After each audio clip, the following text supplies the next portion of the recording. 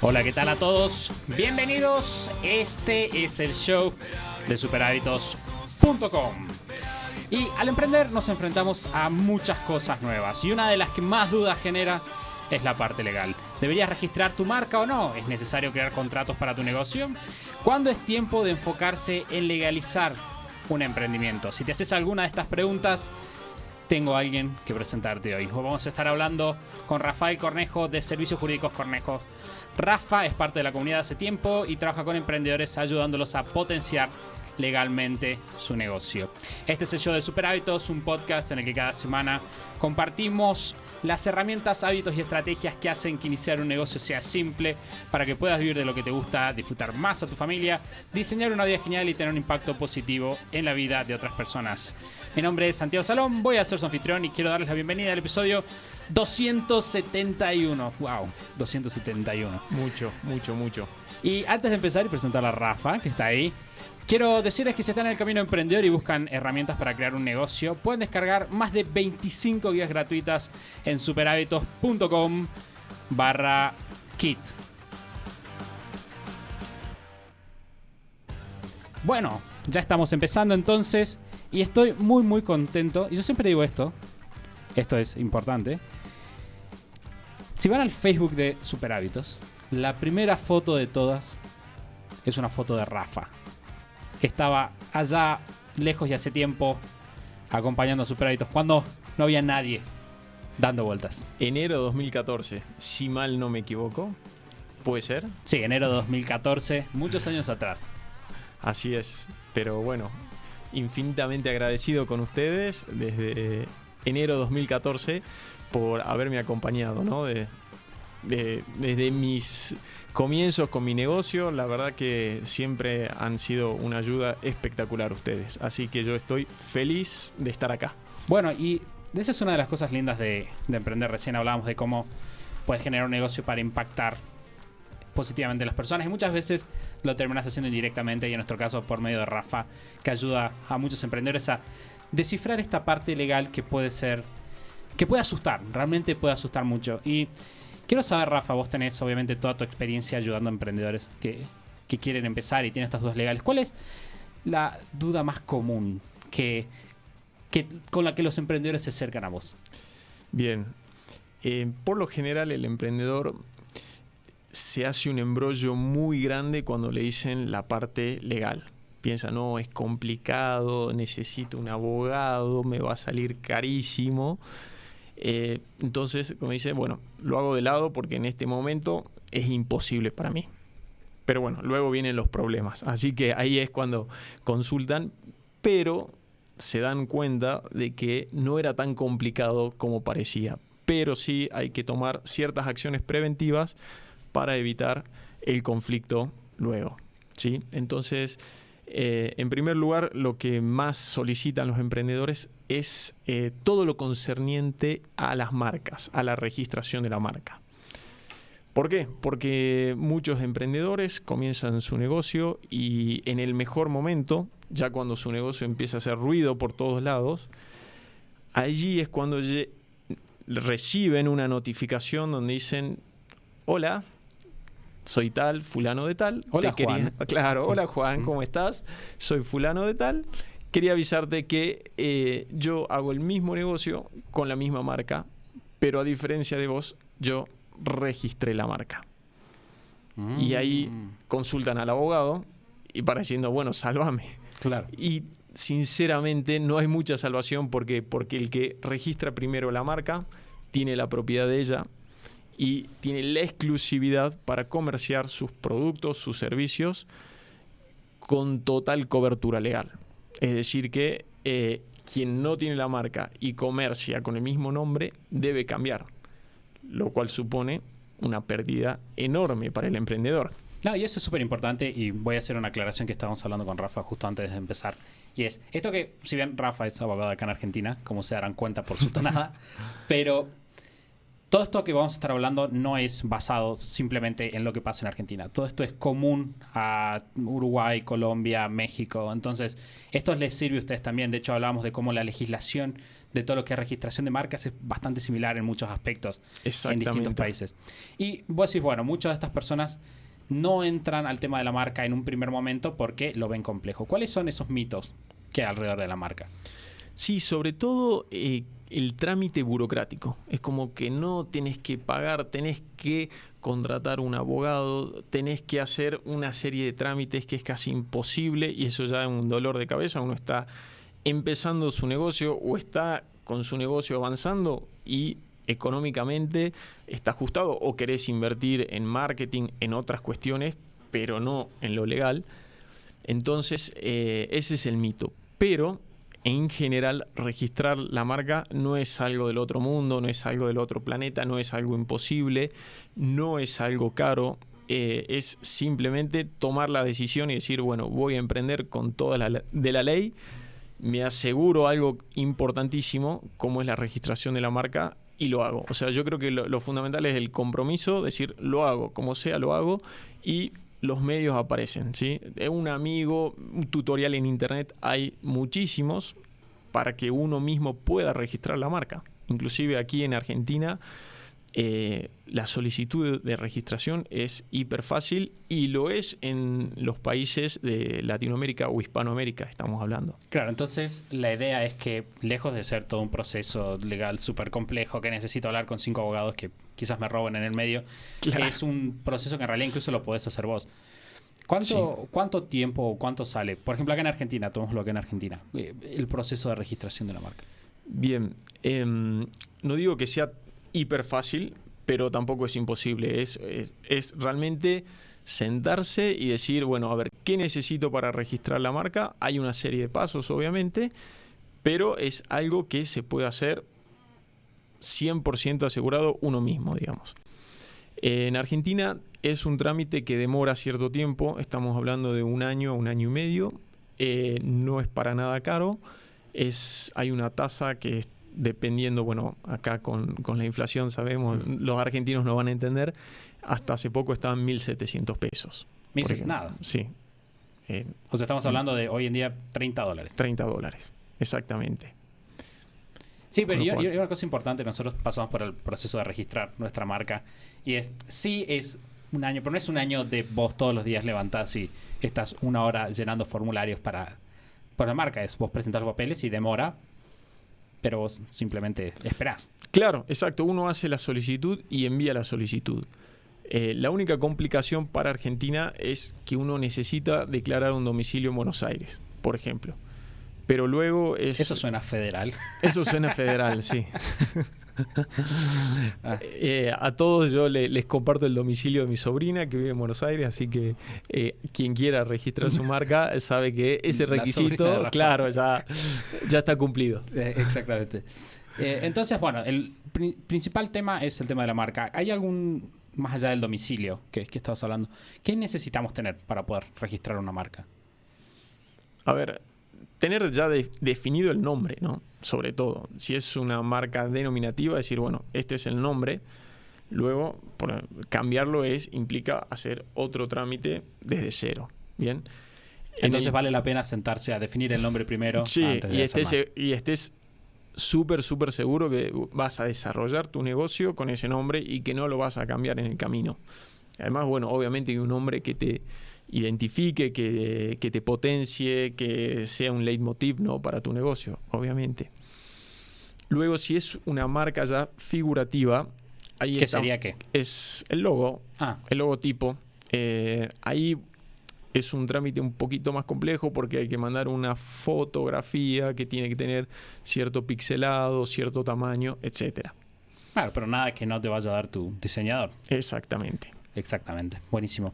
Y hablábamos del tema de la marca y por ahí, bueno, ese es como un punto que tenemos que taclear primero, pero un punto que también hablábamos que está buenísimo tratar y del que vos sabes muchísimo es el tema de los contratos, ¿no? Sí. Y cuando estaba armando la entrevista y estaba pensando en el tema de los contratos, ya habíamos hablado con Rafa que íbamos a hablar un poquito de esto, me imaginaba cómo se ven, o recordaba cómo se ven los contratos en las películas.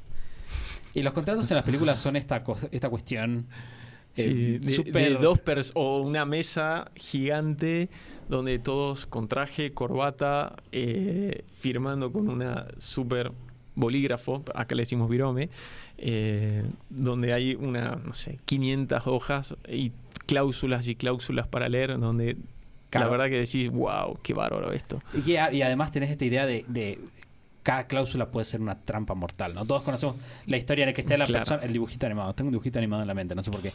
Que le pasan el papel y lo firma, y cuando lo firma, y es como, incluso estoy pensando en la Sirenita. En la Sirenita pasa eso. No sé, la vi hace 20 años más o menos, así que no recuerdo mucho. No me enorgullece decir que tengo presente ese recuerdo, pero ahí pasa también que ella firma el contrato. Y la mujer mala, que no me acuerdo cómo se llama, también es como se ríe y jajaja. Y entonces esa imagen completamente negativa de los contratos. Sí, que el que desconoce piensa que le entregó la vida, le entregó todo su patrimonio, que no va a tener solución si no conocía alguna cláusula, pero no es así. Obviamente que es necesario firmar un contrato sabiendo el contenido del contrato.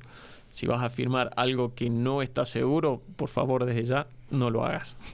Y bien, entonces, tenemos que mover de vuelta los contratos de esta imagen de la cuestión negativa que nos puede meter en problemas y que vamos a estar jugándonos la vida algo diferente. ¿Cómo ves vos, Rafa, los contratos? ¿Qué son los contratos para vos? ¿Y qué lugar ves que ocupan los contratos en la vida de los emprendedores?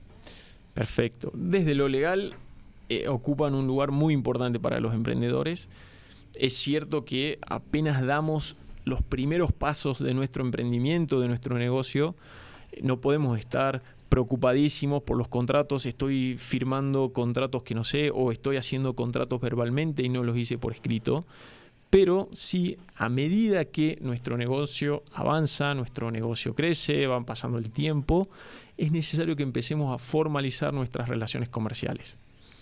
No digo que el primer día que arranca tu negocio sea todo formal en cuanto a tu proveedor, en cuanto a si vas a contratar un diseñador gráfico, en cuanto a tu socio. No lo digo que el primer día, porque eso es imposible. Hay cosas más importantes. Pero si tu negocio avanza, crece, va pasando el tiempo, ya es necesario decir, bueno, a ver, seamos prevenidos, puedo tener consecuencias este actuar legal, informal, ¿sí? Es decir, bueno, necesito un proveedor, llamo a tal, perfecto, mando factura o todo lo hablamos por teléfono, pero no dejamos asentado la mercadería que me va a traer, por así decirlo, o contrato un diseñador gráfico que me mande flyers para mis redes sociales. Y la propiedad intelectual, porque yo le doy las ideas, pero después resulta que termina el vínculo, pero todas las ideas se las llevó el diseñador gráfico, ¿no? Lo mismo pasa con el proveedor. Algo que me consultan frecuentemente, que es lo malo de hacer un contrato verbal con tu proveedor. Que, por ejemplo, en un caso de un proveedor de etiquetas para un negocio de cervezas artesanales, le pasó un diseño increíble, con un gramaje de papel, estaba espectacular. El proveedor feliz, le hizo todo ese diseño, todo, y luego terminó ese vínculo porque consiguió un proveedor más barato, pero no pactaron para quién quedaba esa propiedad intelectual. Entonces el proveedor tenía un diseño increíble que lo empezó a vender a otras personas, a otros negocios de cerveza. Y como no lo habían pactado, y bueno, la verdad que eso no hay forma o es muy difícil probar eso, y quedó en el aire y terminó perjudicando a quien tenía la propiedad intelectual de ese diseño, bueno, por ahí, así decirlo. Claro, ahí hay un tema súper importante que es, y voy a salir un poquito de lo legal para meterme en la experiencia cotidiana de los emprendedores, y es la gran parte, y es algo que hemos dicho muchas veces acá en el podcast, la gran mayoría de los problemas de las relaciones de los emprendedores entre sí y de las personas en general viene de las expectativas y tener expectativas contrapuestas, ¿no? Y muchas veces nosotros nos sentamos a trabajar con un socio, nos sentamos a trabajar con un proveedor y hay ciertas cosas que suponemos que son ciertas. Y suponemos que son obvias para todos, Quizás cuando vos te sentaste con el proveedor dijiste, obviamente yo te pasé a vos el diseño, entonces obviamente es mío. Pero ese obvio, o sea, hay que ser conscientes, y ustedes sépanlo, si su esposa se enojó con ustedes hoy, sepan que lo que ustedes ven no es obvio. Quizás no es obvio para ella, quizás ella está viendo otra cosa. Entonces, de repente, los contratos son una excelente forma de sentarnos a charlar en detalle las expectativas de cada uno. Y qué es lo que cada uno espera y qué es lo que cada uno se va a llevar. Entonces, es lo que decía Rafa. ¿Por qué vamos a...? Nosotros, uno de los que charlamos también con Rafa antes de empezar, una de las cosas más importantes que hicimos en Super Hábitos, bien al comienzo, fue tener un contrato entre los chicos, entre los socios, porque nos ayudó a tomar muchísimas decisiones a futuro. Y bueno, ya que estamos, vamos a meternos ahí. Estamos hablando de que los contratos son esta herramienta para clarificar. Uno de los contratos, o una de las relaciones clave, obviamente, de los emprendedores es con los socios. Vamos a ir tratando diferentes tipos de contratos. Quiero que empecemos por el tema de contrato entre socios. ¿Cómo es eso? Bien, por lo general se llama en la jerga pacto privado de socios, y la mayoría lo acuerda en forma verbal, ¿no? De palabra, y realmente no aconsejo esa forma de acordarlo. Lo mejor es hacerlo por escrito. Lo mismo para todos los contratos. O sea, el emprendedor 100% legal, así yo le digo, es el que logra firmar contratos por escrito con su proveedor, con los trabajadores, con un diseñador gráfico, si va a alquilar, con quien alquila. O sea, no hace contratos en forma verbal, porque sabe que un contrato escrito él se puede resguardar de cualquier problema a futuro, porque bueno, de alguna manera estaba pactado.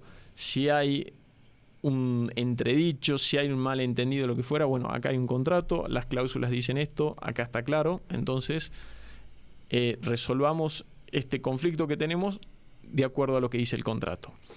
Respecto de los socios, yo aconsejo enormemente que si estás emprendiendo, estás llevando adelante un negocio con un socio, hagas un acuerdo privado de socios. ¿Es legal? No es legal. La ley no lo exige. Y en ningún país que yo sepa, la ley lo exige, porque es un acuerdo íntimo, privado, que tienen los socios, cómo van a llevar a cabo su negocio. Pero es hiper importante para la salud y la sostenibilidad en el tiempo del negocio. Si realmente los socios están comprometidos y quieren y se ven de acá 5 años en el mismo negocio, para evitar conflictos internos, chispazos decimos acá, es necesario que las expectativas, como dice Santi, queden por escrito. Porque no es lo mismo, y eso recién lo hablábamos, un socio que se dedica full time todo el día al negocio, que aquel que trabaja medio tiempo y medio día trabaja en el negocio, ¿sí? El que está full time le va a dejar tal vez la vida ahí, y ya va a llegar un momento de decir, no, yo estoy trabajando más, quiero más ganancias, por así decirlo, puede ser de alguna manera. Y quien trabaja a mediodía va a decir, bueno, yo también quiero más ganancias, pero que sea proporcional, ¿sí? Entonces buscar la proporcionalidad. Algo que también, si no lo pactan por escrito y genera muchos conflictos, es qué pasa si un socio sale o si entra un nuevo socio. Los latinos somos muy familiares, entonces, está mi primo Carlitos que, mirá, acaba de terminar la universidad y le encanta lo que estamos haciendo y quiere entrar. Pero Carlitos no aportó capital, Carlitos no emprendió desde 5 años atrás como venimos emprendiendo nosotros. O sea, nosotros hace 5 años venimos trabajando en esto, ya somos conocidos, nos está yendo bien, y ahora se quiere sumar Carlitos y quiere tener los mismos beneficios que todo. Claro. Entonces, pero Carlitos es mi primo. Y sí, está perfecto. Y el otro socio, que no es primo de Carlitos, lo quiere matar a Carlitos. Claro, o por ejemplo pasa de que los dos socios están de acuerdo. Sí, Carlitos va a entrar, pero él no es como nosotros. Y Carlitos va a entrar y él va a pensar que es como los demás. Que claro. Va a querer más, que eso es otro problema. Me acuerdo siempre de este caso, porque es la típica reacción que la gente tiene a los contratos. Estaba en Buenos Aires charlando con un amigo que tenía un negocio. Y él lo había generado el negocio. Y para que lo ayudara al negocio, lo metió el papá a trabajar en el negocio. Y cuando el negocio andaba muy bien, lo metió al hermano. Y en un momento él dijo, mira, yo la verdad que estoy harto de este negocio, me quiero dedicar a otra cosa. Entonces lo que estaba pensando es dejarle el negocio a mi viejo y a mi hermano, que tienen una excelente relación, y dedicarme a otra cosa. Y de vez en cuando necesito plata, si necesito, vengo y les pido, y el negocio es mío y yo se lo estoy dando. Y yo le dije, esto que estás haciendo es un gran error. Porque vos pensás que ellos... O sea, ¿qué se imaginaba que le iba a pasar? Que él iba a venir y iba a decir, Juan, che, me das un poco de plata porque ahora estoy no sé, haciendo mi proyecto y lo necesito, y bueno, soy el dueño, así que me merezco esta plata. Lo que va a pasar en realidad, Juan va a decir, pero yo estoy todo el día trabajando acá, vos no estás acá, ¿por qué? O le va a decir, sí, te presto plata. Y vos vas a decir, ¿cómo que me prestas plata? Sí, te presto plata porque este negocio no es tuyo. No, sí es mío. No es tuyo si vos te fuiste. Y ahí cuando tenés esas discusiones es cuando estás sembrando el terreno para problemas. Y lo bueno de este acuerdo privado de socios es que cambia la perspectiva del contrato de una herramienta para defenderme o arruinar al otro, de una herramienta de trabajo útil. Exacto, que nos ayuda. Las situaciones que puedan darse a futuro estén claras. Y si pasa esto, bueno, nosotros de antemano lo habíamos previsto. Y mirá, el contrato dice que si el socio se va, no sé, no va a tener ganancias a partir del 6º mes, por ejemplo. O si el socio se va, no puede volver a ingresar por un término de 2 años. También hay ciertos pactos internos de socios que, por ejemplo, hablan del good liver, bad liver. Yo siempre pienso en Steve Jobs y Steve Wozniak, que Jobs se fue mal, se fue de un portazo, más o menos lo echaron. Y Wozniak no, era un buen tipo, estaba bien con todos, no había generado conflictos y se fue de la mejor manera. Y bueno, no es lo mismo la compensación que va a tener el socio que se va por una traición porque hizo una mala jugada en el negocio, que le costó muy caro al negocio, que el socio dice, yo ya cumplí un ciclo, yo ya hice lo que quería hacer, la empresa está funcionando, me voy, quiero, no sé, tener un dividendo anual, por ejemplo, y listo, me voy a hacer otra cosa. Entonces esa persona se fue, digamos, con todas las de la ley, de buena manera, y bueno, sí, está bueno que tenga una compensación, porque tal vez fue un socio fundador. O sea, yo creo que también hay que distinguir, ¿no?, el socio fundador, que es el que se tuvo que arremangar y arrancó desde cero, que el socio que entra en 5 años de funcionando el negocio y dice, bueno, sí, yo también quiero participar lo mismo que un socio fundador. Y no, o sea, hay un bagaje de 5 años de luchar primero, remar, como acá decimos, remar en dulce de leche, o sea, trabajar duro, arremangarte, para que el negocio salga a flote. Y una vez que ya funciona, que está inserto en el mercado, yo creo que ese backup, ese bagaje que tenés atrás vale mucho, y no puede venir un socio a futuro a querer una igualdad con vos, porque el socio fundador fue el que lo vio, el que lo armó, el que impuso tal vez ese negocio en el mercado. Bueno, hay una de las ideas que me acuerdo que la primera vez que la escuché me hizo mucho ruido para bien, fue la idea de que generalmente lo más justo no es tener contratos de socios 50-50, 33-33-33, 25-25-25, que es lo más normal, ¿no? Nos juntamos con un par de amigos y decimos, che, vamos a empezar un negocio, y nadie quiere quedar mal, nadie quiere ser el que dice, yo hago más. Pero en realidad siempre hay alguien que hace más, o siempre hay alguien que está aportando más. Entonces, muchas veces simplemente cerrar por el 50-50 puede parecer buena onda al principio, pero generalmente tiende a dejar con el tiempo como una huella de insatisfacción o una huella de injusticia, como en realidad no es justo. En cambio, cuando vos te sentás y pasás por un proceso de pensarlo, ¿no? De pensar qué es lo más justo, cómo vamos a medir cuál es el aporte de cada uno. O si es monetario, directamente no necesitas medirlo tanto, ya sabes cuál es el aporte que cada uno va a poner. Exacto. Cuántas horas pone cada uno, qué recursos traemos previamente. Una cosa que también quería decir antes de que pasemos al siguiente contrato es, hoy a la mañana estaba leyendo sobre ilusiones del aprendizaje, y particularmente están hablando de la memoria y cómo es posible modificar la memoria y cómo nosotros reconstruimos nuestra memoria en base a percepciones del mundo. Entiéndase, la memoria no es lo que realmente pasó. Y si nosotros pensamos, por ejemplo, de hecho había un experimento en el cual agarran a personas y les pedían que imaginen vívidamente un evento. Y las personas imaginan vívidamente un evento y después con el tiempo esas personas tienen muchas probabilidades de, cuando se les preguntaba, recordar ese evento como si realmente hubiera existido. Claro. Entonces, si nosotros sabemos que nuestra mente funciona de esa manera, ¿por qué vamos a confiar un acuerdo que tiene que ser específico a la memoria? Tenemos todas las chances de que la otra persona simplemente diga lo que le, no sé, que acomode lo que pasó a lo que le conviene. El siguiente contrato. Sí. Bueno, acá decimos, a las palabras se las lleva el viento, así que por eso es que tratamos de poner todo por escrito. Quería también aclarar Sí. y acotar que este contrato o acuerdo o pacto privado, como quieran llamarlo, es revisable. No quiere decir que lo hicimos una vez y va a ser pétreo y no se va a modificar a lo largo del negocio. No, está bueno revisarlo 2 veces al año, 1 vez al año, ¿sí? Porque hay cosas que nosotros pensamos a futuro que iban a ser de una manera y resultaron de otra. Entonces, para que todo sea más equitativo, está bueno revisarlo, ¿sí? Ponerse la meta, decir, bueno, 1 vez al año revisamos todas las cláusulas, las condiciones que propusimos y vemos si está todo bien, listo, revisado, y se debe cumplir obviamente la última revisión. Eso sí, pues si no, ante cualquier situación, no, pero la primera vez, en la primera revisión decía esto y luego lo cambiamos. Bueno, si lo han cambiado, acepten que lo vigente sería la última revisión del acuerdo interno.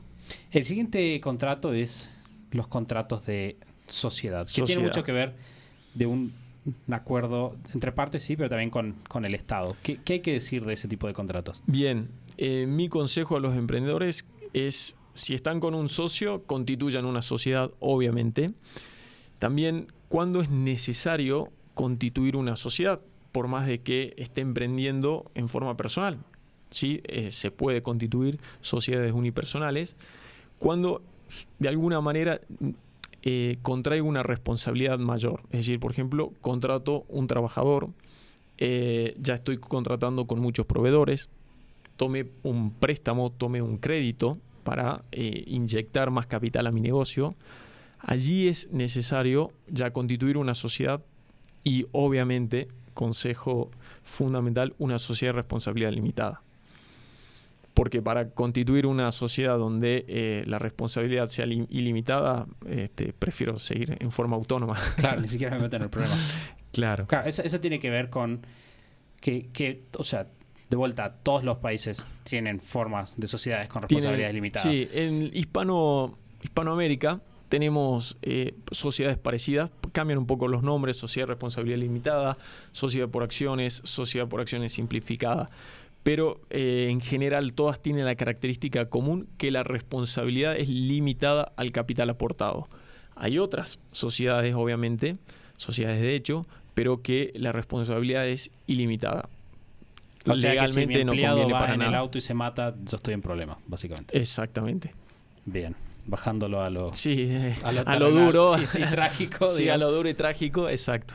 Bien, bueno, ese es un buen parámetro, porque una gran pregunta que muchas personas se hacen respecto al tema legal es: ¿cuándo tengo que empezar a meterme en el problema de la sociedad? Porque obviamente es una responsabilidad, hay trámites, tenés que empezar a hablar con tu contador, tenés que empezar a hablar con tu abogado.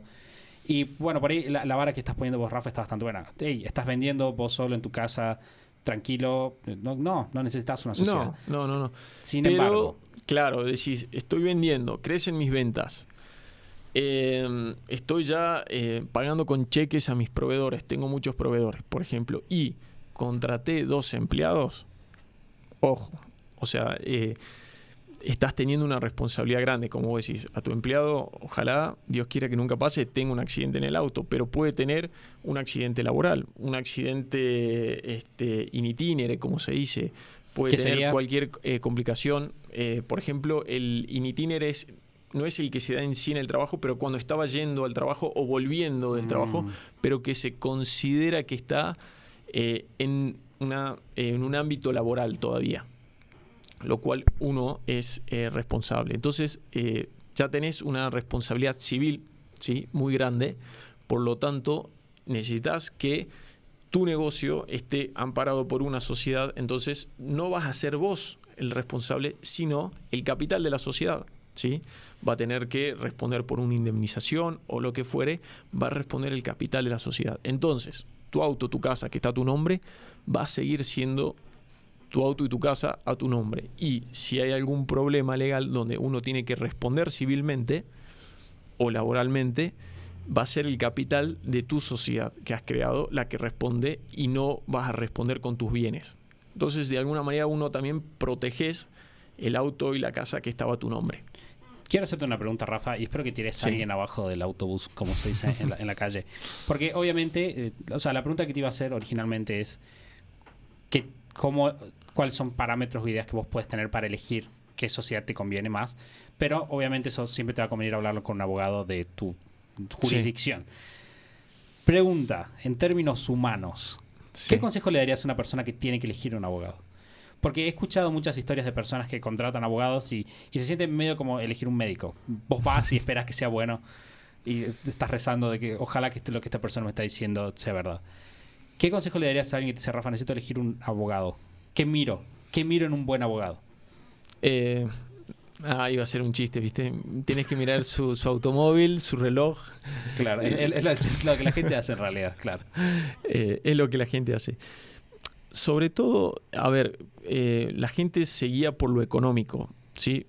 Que, bueno, es cierto, uno no puede contratar a un abogado que económicamente no puede pagarle. Digamos, puede ser peor porque los honorarios de los abogados, ¿viste? Es algo sagrado. Pero sobre todo con alguien que uno puede empatizar, con el abogado que te entienda, con el abogado que alguna vez trabajó con emprendedores o que montó su propio negocio y sabe lo difícil que es, ¿sí?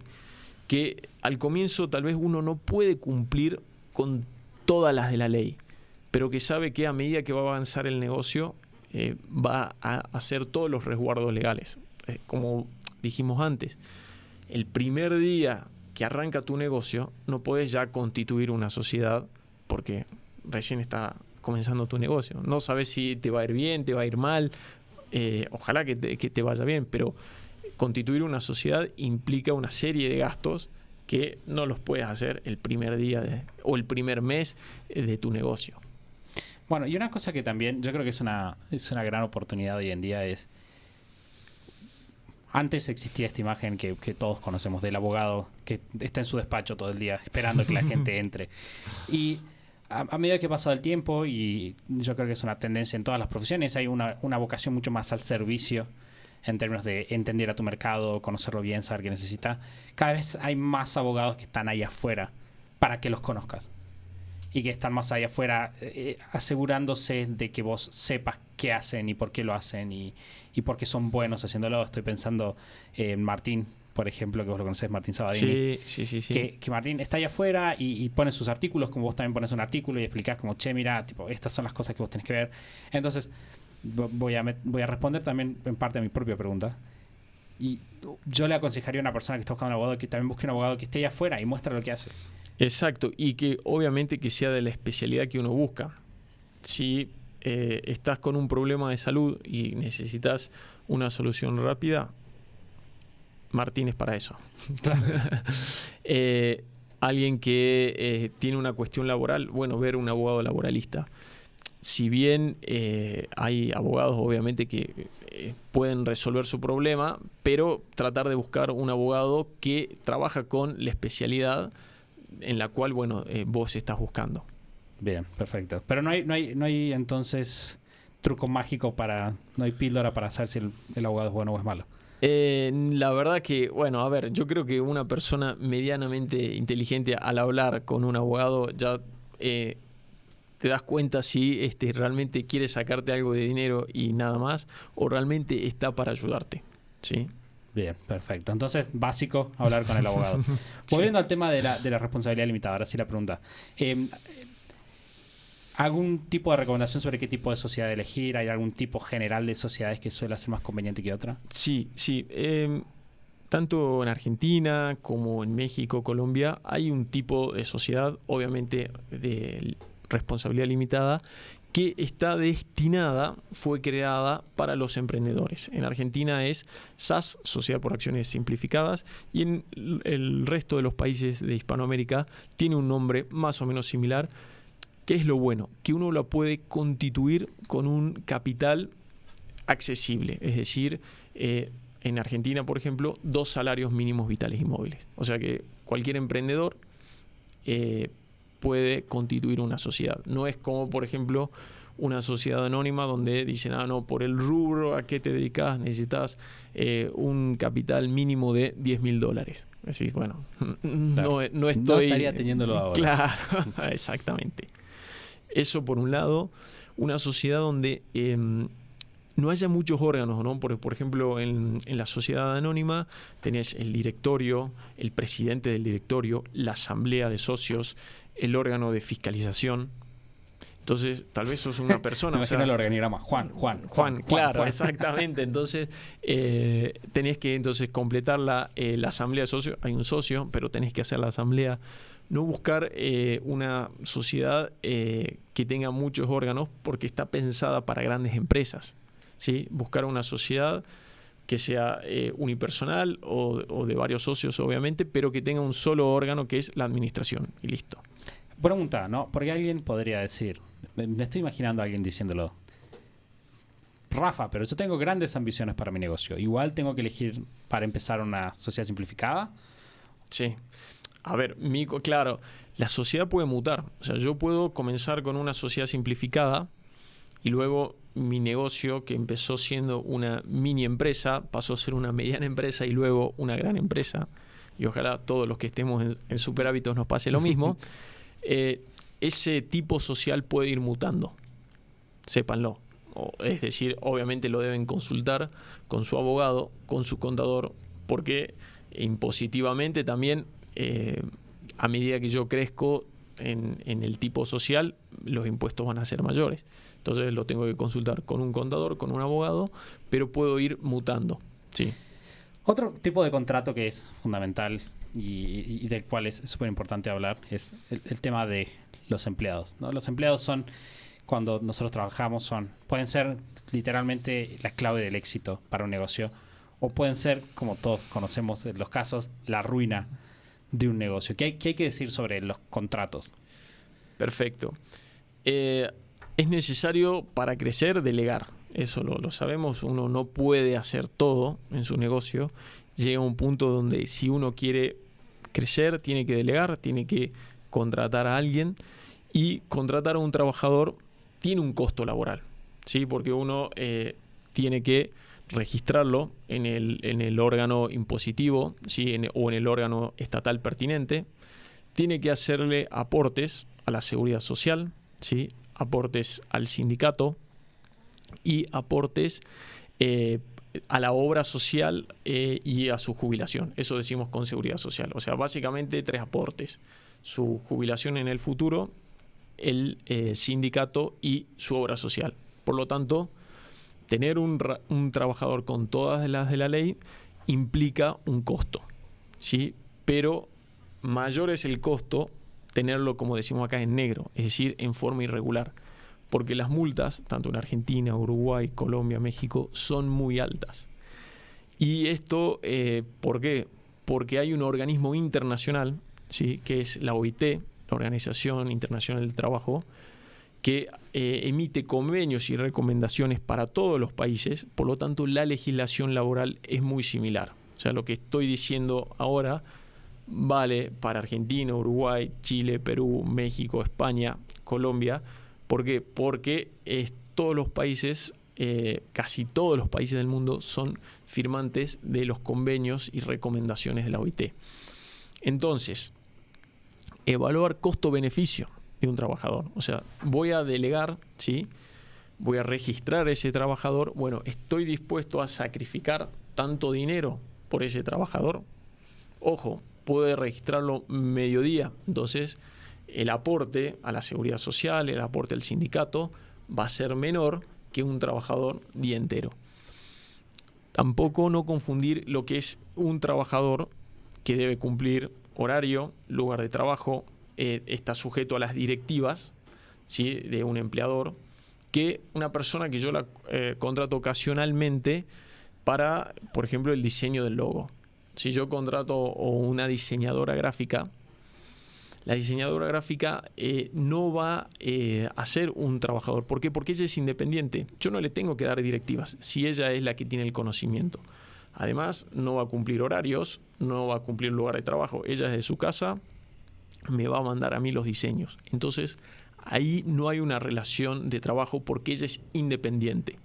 No tiene sentido registrarla como trabajadora porque no se constituye una relación de trabajo porque es independiente. El trabajador, de alguna manera, desde lo jurídico decimos, es un dependiente. Claro, ¿dónde está la línea? Para una persona que está diciendo, ¿dónde está? ¿Dónde es independiente? ¿Dónde es dependiente? Sí, hay zonas grises, ojo, pero la doctrina, ya me meto ahí algo, pero por ejemplo, los que conocen el derecho laboral dicen, bueno, hay una triple relación, jurídica, económica y técnica. Técnica porque yo le doy la directiva, económica porque yo le digo, vos vas a ganar tanto. Una diseñadora gráfica es independiente porque te dice, yo cobro por este diseño tanto, yo te exijo que me pagues por este diseño $1.000, por ejemplo. A un trabajador, uno lo contrata y dice, no, yo voy a pagarte tanto dinero. ¿Sí? Entonces, no es independiente en eso. ¿Sí? Y la técnica, obviamente, como hablamos, es uno le da directivas al trabajador, tenés que hacer esto, tenés que cumplir esto. A un diseñador gráfico, uno no le da directivas porque es el que sabe. Y por último, la subordinación, lo que se habla jurídica, porque un diseñador gráfico no le puedes decir, tenés que venir de lunes a viernes, de 8 a 12 todos los días a las oficinas de la empresa. No, el diseñador te dice, yo trabajo desde mi casa. En cambio, un trabajador le tienes que decir, aunque puede trabajar desde su casa, pero tienes que cumplir tantas horas de trabajo de lunes a viernes, por ejemplo. Entonces ahí se da esa triple dependencia donde decís, listo, ahí entonces hay una relación de trabajo. Perfecto. ¿Qué es un contrato de locación de servicios? Claro. ¿Y por qué es importante? Bien, genial, buena pregunta. ¿Por qué? ¿Por qué tengo que estarte escuchando, Rafa, en primera instancia? ¿Por qué no puedo seguir con mi rutina del gimnasio?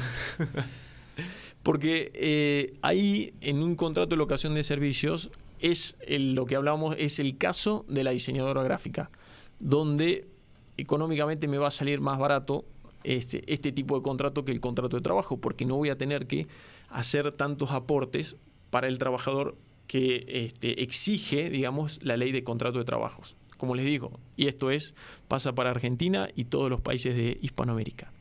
En cambio, una locación de servicio es aquella persona que la contrató para que me preste un servicio o me realice una obra, pero ella lo hace de forma individual, por lo tanto no va a haber nunca un contrato de trabajo.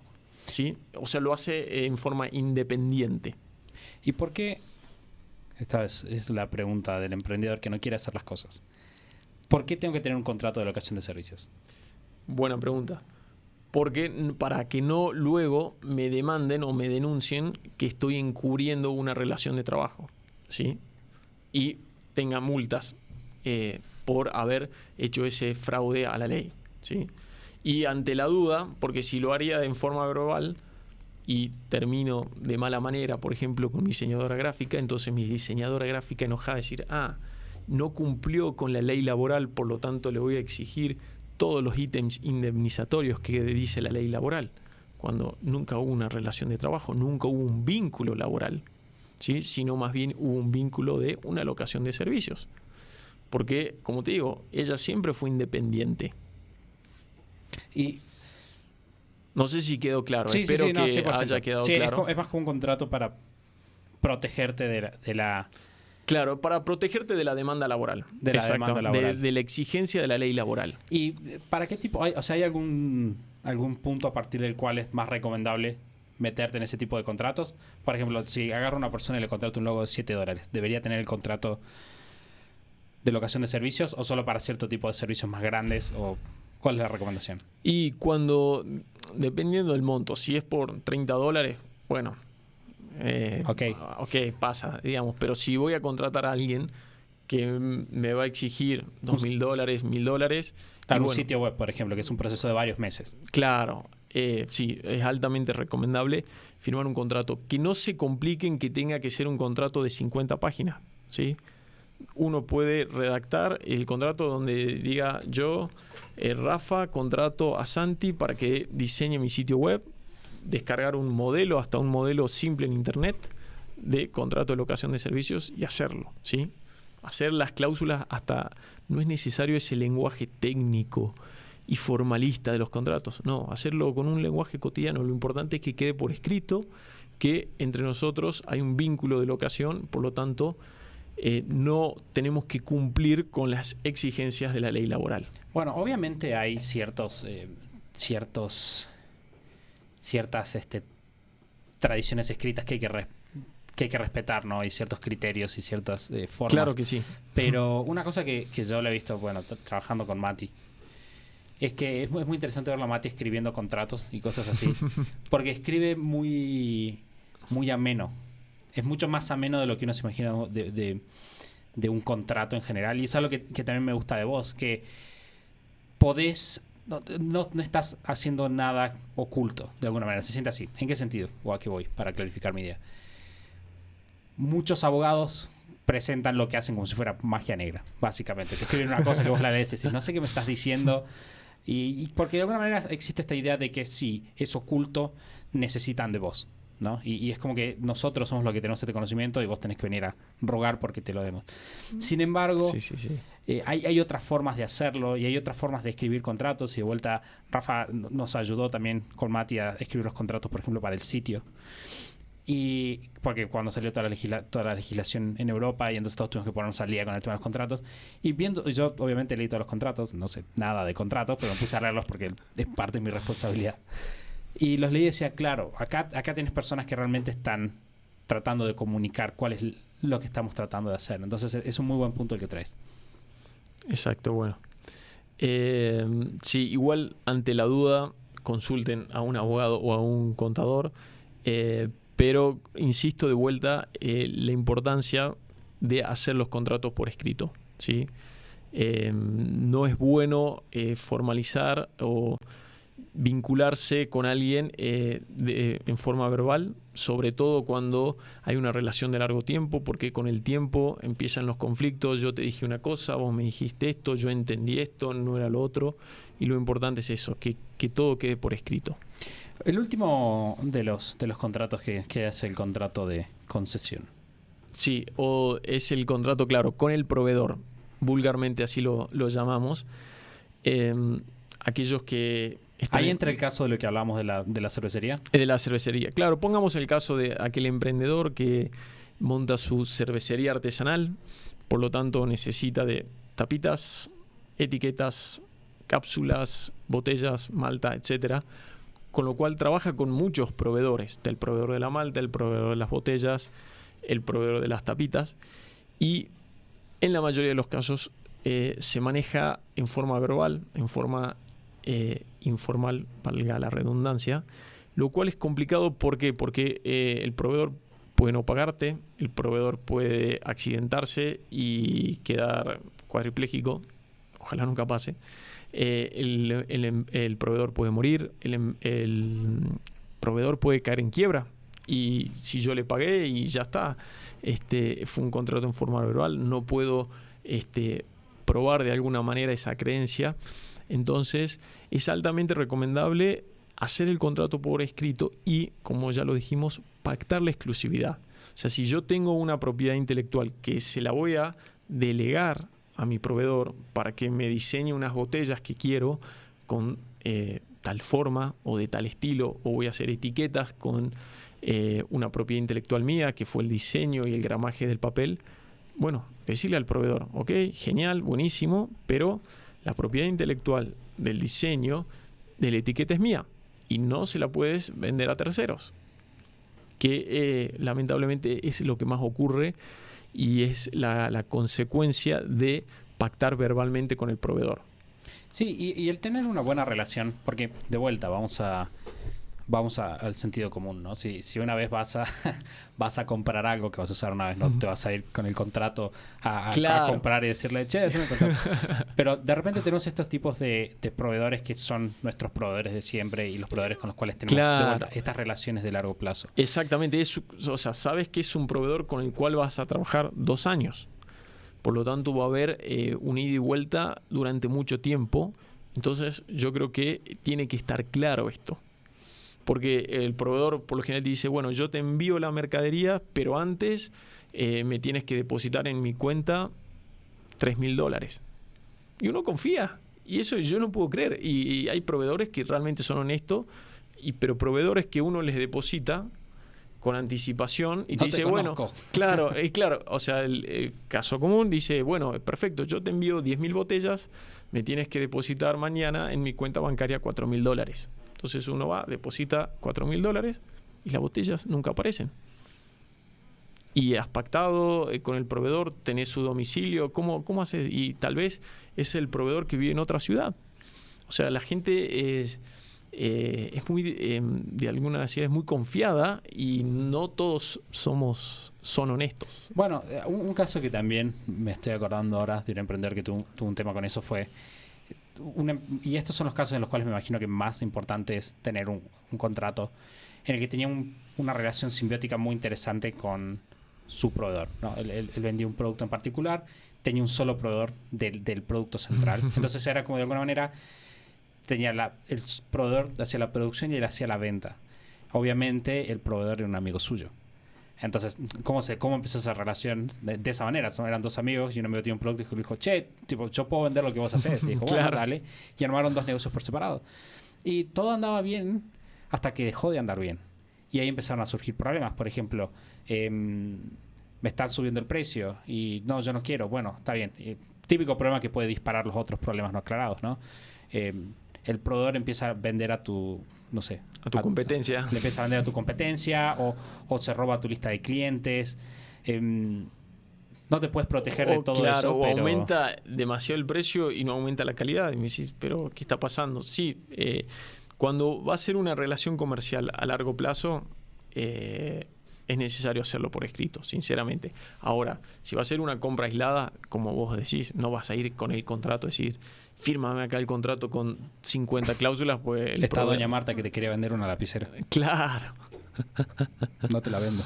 Claro, lo vas a asustar y no vas a cerrar ese negocio aislado. Dijimos cuando estábamos hablando de los acuerdos privados de socios algunos puntos que está bueno contemplar en ese contrato. ¿Qué puntos está bueno contemplar cuando hacemos un acuerdo con nuestros proveedores?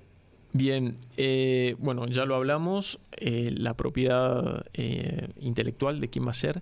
Y luego otro punto fundamental es el tiempo del negocio y en caso de rescindir anticipadamente, avisarle con tiempo. Ocurre de los dos lados. Ocurre que le aviso a mi proveedor, mañana no trabajo con vos y tu proveedor ya había invertido para vos. Claro, había invertido para vos, ¿sí? O, por ejemplo, ¿qué pasa? Volviendo al caso de la cervecería. Llaman a la cervecería y dicen, vamos a tener un evento, necesitamos 4.000 botellas. Y la persona dice, genial, voy a tener el evento de mi vida. Llama al proveedor y le dice, bueno, necesito un envío de 4.000 botellas. Y el proveedor dice, no, yo ya no trabajo con vos. Entonces, y no, o sea, es pactar sí o sí la rescisión anticipada. Si cualquiera de las partes, si va a rescindir el contrato, bueno, con 2 meses de anticipación. ¿Por qué? Justamente por lo que hablamos, porque le puede implicar una pérdida muy grande desde lo económico al negocio, ¿sí? Tanto para el proveedor, tanto para la persona que está llevando a cabo el negocio. ¿Hay algún otro punto que deberíamos contemplar? Básicamente eso. Obviamente que hay pormenores. Si, por ejemplo, ser lo más detallista, ¿no? Si es un proveedor de botellas, bueno, proveer el tamaño, el peso, el color, el estilo, ser detallista con tu proveedor, ¿no? Porque luego el proveedor entrega la mercadería y tal vez no era lo que habían hablado, ¿no? No era lo que la foto del catálogo o que te había mostrado el proveedor. Bueno, y ahí ese es un punto básico de generar buenos acuerdos de trabajo en general, ¿no? Tenemos que poner directrices, tenemos que poner objetivos de resultado, porque obviamente, de vuelta, sería un error pensar que en un caso como ese, hay casos en los cuales es verdad que es una mala persona, pero muchas veces es un error pensar de que el proveedor es una mala persona. El proveedor simplemente tenía otras ideas sobre lo que vos le habías pedido. Exactamente, sí. Tal vez es una confusión de expectativas. Uno se hizo la expectativa de que el proveedor me iba a traer tal producto y el proveedor tenía su expectativa de decir, no, él quiere tal producto y bueno, hay un choque de expectativas. Bien, una cosa que quiero remarcar de lo que hablamos, Rafa, durante todo este rato, es el tema del timing de los contratos.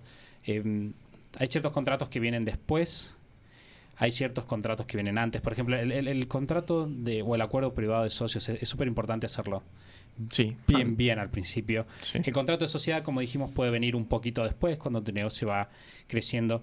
Y una cosa que es importante pensar, y es algo que hemos hablado mucho con Mati en los últimos 2 años, y es cómo a medida que tu negocio va creciendo, y si por suerte va creciendo mucho, necesitas aprender a lidiar con estos temas, y necesitas aprender a hablar con los contadores, y necesitas aprender a hablar con los abogados. Eso no significa que tienes que ser abogado ni que tienes que ser contador, simplemente está bueno empezar a estar en contacto con ellos. Un muy buen lugar para empezar a sacarte ese tipo de dudas es la página de Rafa, serviciosjurídicoscornejo.com. Bueno, encantado que me consulten. Sí.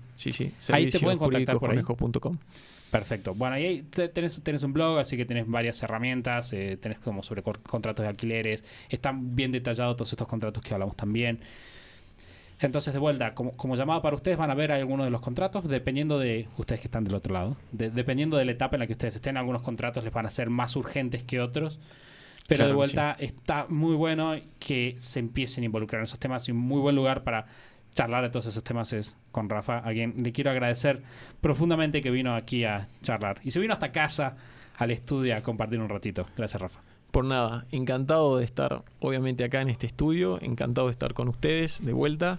Así que, bueno, ojalá me inviten en otra oportunidad para, bueno, entre todos ayudarnos, como es esta comunidad, súper copada.